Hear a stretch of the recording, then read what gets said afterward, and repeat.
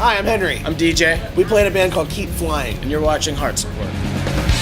The problem with the safety net is that even if you need one, it still means that you're gonna fall. You know, he talked about self-esteem issues and stuff like that. And I was, at one point, 280 pounds. And just from touring and everything and trying a little harder, I brought myself down to 215. Because when I was in high school, I dealt with the same thing. I was like the fat kid who sat in the back, never talked to anyone, had a weird, like, you know, sweatshirt that was way too big for him and was just super self-conscious, wore a shirt in the pool kind of kid. You know what I mean? Like, and I thought in my head, I was like, that's the kind of person, like, oh, I'll always be, and then I was like, just totally hated myself for what I looked like. Be happy, you know, with what you're doing, not be happy with what people think of you. That mentality to keep going and pushing through your life and trying to, you know, get through whatever you're going through. You know, that my brother actually is how he described when we started the band. He was like, this is, you know, kind of our goal, or how we want to, you know, what we want to write about, what we want to talk about, you know. Has helped me deal with problems since we started. I've dealt with self-harm since I was 16.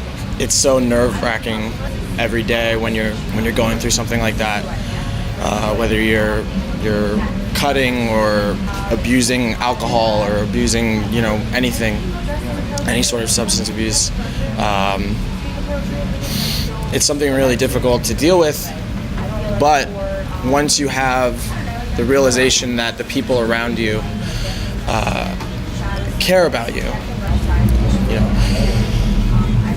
Okay, sorry, my head is like spinning. You don't have to if you don't want. No, I'm going to. It's important. When I was going through self-harm, it wasn't a release. It was more so I deserved to be in pain. Even it was usually actually when I was happy, I would do it. It was interesting. After I'd have a good day, you know what I mean? It was very odd to me. And you know, I would just come home from school. I only did it in high school, and then I got counseling from, you know, some great people in my school about it. And they helped me realize, like, this isn't helping you. You don't need to do this. You can actually work on these problems you're having, whether it be you know, I was dealing with the same financial issues, you know, 8 years ago that I'm dealing with now, and they taught me, you know, you can deal with it and not have to feel like you don't you don't have to be here. You know what I mean? Like Henry said, we're like dealing with our inner demons, you know, creatively and however, you know, we can.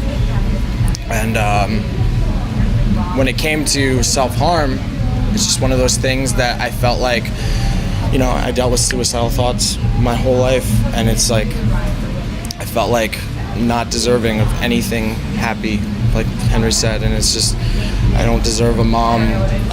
Who cares about me, you know. I felt like because my dad passed away, it was like some sort of spiritual sign that I didn't, you know, deserve happiness or something like that, you know. It's just, so I started dealing with, you know, I started drinking. I was, you know, straight edge until I was, you know, 21, and then my dad passed away, and it was just like, I just started abusing alcohol. I started doing things that, you know, behind my family's back that I would have never done beforehand, just because I felt like, I was like, what am I doing here? Why does it matter that I'm here? It doesn't matter. And I realize now, since I started opening up with my family about it, opening up with my mom about it, like, she's talked me through so much, because she dealt with it too when she was younger, and, you know, much to our surprise. Yeah, I was so surprised, because she's the strongest person I know. She was like, yeah, I went through all of the same stuff, you know. She was, you know, whether it was high school or in her adult life, it was, you're not alone in dealing with these things. Even the people closest to you probably are dealing with them as you're dealing with them. I'm pretty much a mama's boy, honestly, and it's like I think of her as, you know, as perfect, you know. You look at somebody like that as a superhero, and then you see that there's dents and holes in the armor. Sure. And like what an amazing realization that is. and it was, came as a shock. This, to me, just human perfection. So there's no way that she would get this, and you feel so imperfect that you feel like she won't even, she or somebody won't even understand. But it turns out they're just like you.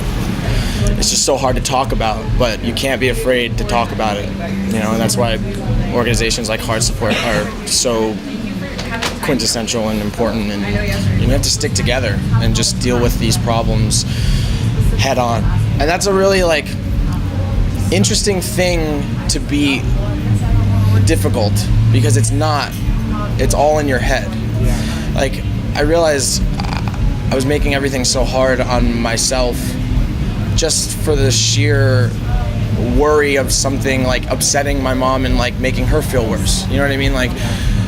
But the people in your life don't worry about you, don't worry about themselves when you're telling them about a problem. You know what I mean? They want you to be happy. And I've realized that when talking to my mom, when she, I told her the same thing, or she told me that, and then I told her the same thing, you need to talk to me about stuff. And then now we're talking more than ever, you know what I mean? Which is amazing. It's a great feeling to be able to just, and whether you do that with your mom or your friends or a counselor or a psychologist, whoever you need to do it with, just make sure you do it, because it's the most important thing you can do.